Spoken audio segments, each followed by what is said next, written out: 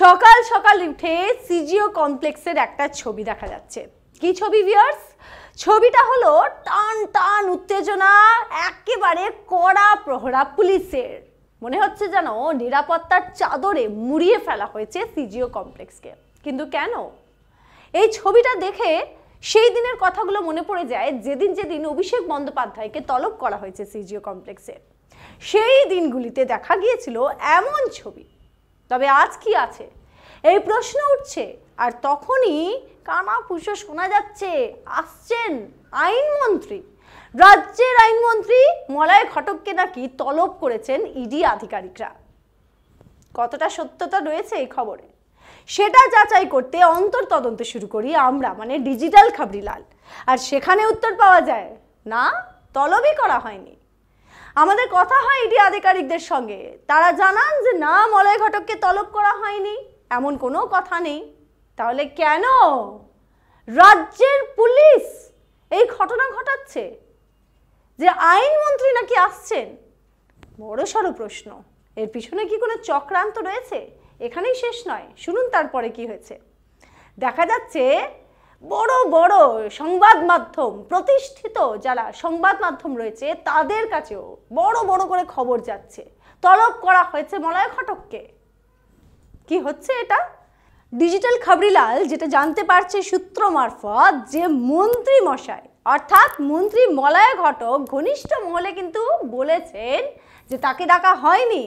এই ঘটনা সুপ্রিম কোর্টে পেন্ডিং রয়েছে, আগামী 29 তারিখে শুনানি রয়েছে, তাকে একেবারে ডাকা হয়নি। তাহলে প্রশ্ন উঠছে যে কেন এই ঘটনা ঘটছে, কেন, কারা করছেন চক্রান্ত মন্ত্রীর বিরুদ্ধে? বড়সড় প্রশ্ন চিহ্ন একটা। আর এই বিষয় নিয়ে আলোচনা করতে আমার সঙ্গে রয়েছে বিবেক। বিবেক, সকাল থেকে আমরা দেখছি সেই ছবি, তার পাশাপাশি বিভিন্ন সংবাদ মাধ্যমের একাংশ বলা যেতে পারে এমন ধরনের খবর। তো এই রটনাটার পিছনে কোনো কি অভিসন্ধি রয়েছে? দেখো, এর আগে আমরা দেখেছি যে দিল্লি হাইকোর্টে ইডির যে আবেদন, মানে ইডির যে সমন পাঠানো বা তাকে ডাক পাঠানো, সেই বিষয়ে যে রায় ছিল সেখানে পরিষ্কার বলা হয়েছে যে না, মলয় ঘটক তাকে দেখা করতে হবে যদি ইডি ডাক পাঠায়, এবং সেক্ষেত্রে কিন্তু কিছু রুলস অ্যান্ড রেগুলেশনসও বলে দেওয়া হয়েছে। মুখ্য সচিবকে জানাতে হবে, পর্যাপ্ত নিরাপত্তার ব্যবস্থা করতে হবে, এবং তাকে আগে থেকে সময় দিতে হবে, এবং যে বয়সজনিত কারণে তাকে দিল্লিতে যেন ডেকে না পাঠানো হয় সেক্ষেত্রেও কিন্তু আদালত নির্দেশ দিয়েছিল যে কলকাতাতে তাকে ডাকা যেতেই পারে। এবং দুটো জিনিস কিন্তু পরিষ্কার বলে দেওয়া হয়েছিল, পর্যাপ্ত নিরাপত্তার ব্যবস্থা এবং সেই সঙ্গে রাজ্যের মুখ্য সচিবকে জানাতে হবে। এখানেই প্রশ্ন উঠছে ভিউয়ার, যখন এতগুলো প্রোটোকলের কথা বলা হয়েছে তাহলে খবরটা কি এমনি এমনি রটে যাচ্ছে? আর সঙ্গে সঙ্গে পুলিশ, রাজ্য পুলিশ একেবারে দেখা যাচ্ছে বিধাননগরের পুলিশ সেখানে গিয়ে প্রহরা দিয়ে একেবারে প্রিপারেশন নিয়ে দাঁড়িয়ে আছে। এটার পিছনে কি কোনো রকম চক্রান্ত আছে? এই প্রশ্ন উঠছে। আর চক্রান্ত যদি থেকে থাকে, কার চক্রান্ত? কারণ ওখানে যারা প্রহরায় রয়েছেন তারা রাজ্যের পুলিশ, আর রাজ্যের আইনমন্ত্রী সেখানে যাচ্ছেন কি না সেই সঠিক খবরটা তাদের কাছে নেই। এটা জানো কোথাও একটা মানতে অসুবিধা হচ্ছে সকলের। আর সেখানেই প্রশ্ন উঠছে, মলয় ঘটকের বিরুদ্ধে কোনো চক্রান্ত কেউ কি করছে, কিন্তু কারা? বড়সড় প্রশ্ন, ভাবাচ্ছে আমাদের সকলকে, তাই তো? একদমই তাই। এবং যেখানে স্বয়ং রাজ্যের মুখ্য সচিবকে জানানোর একটি ব্যাপার রয়েছে, সেখানে দাঁড়িয়ে এরকম একটি যে মানে গুজব রটেছে বলে বলা হচ্ছে, সেটা কিন্তু সত্যিই একটা ভাবনার বিষয় যে তাহলে কি কেউ উদ্দেশ্য প্রণোদিতভাবে বা নিজেদের কোনো স্বার্থ চরিতার্থ করবার জন্য? একদমই তাই। তুমি দেখো বিবেক, যে আমরা যদি একটু টাইমলাইনটা দেখি, যে সকাল হলো সিজিও কমপ্লেক্সের সামনে এইভাবে প্রহরা, তার আগে সংবাদ মাধ্যমের একাংশ এইভাবে একেবারে মনে হচ্ছে যেন প্ল্যাটিং করে ইচ্ছাকৃতভাবে তাকে মানে কোথাও একটা তাকে মেলাইন করার জন্য এই গোটা ঘটনাটা সাজানো হয়েছে, এমনটা কিন্তু অনেকে মনে করছেন।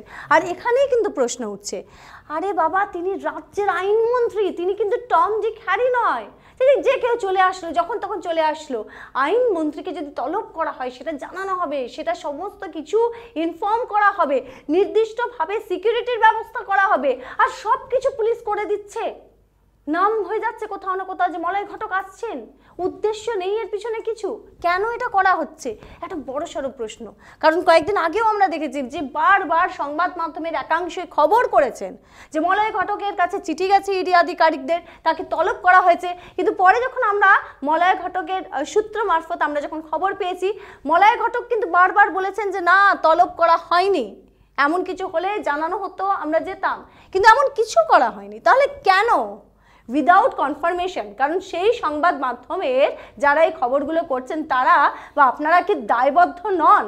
যা কিছু একটা খবর শুনলে আপনারা লিখে দিচ্ছেন, প্রকাশিত করে দিচ্ছেন, আপনারা সম্প্রচার করছেন, কিভাবে?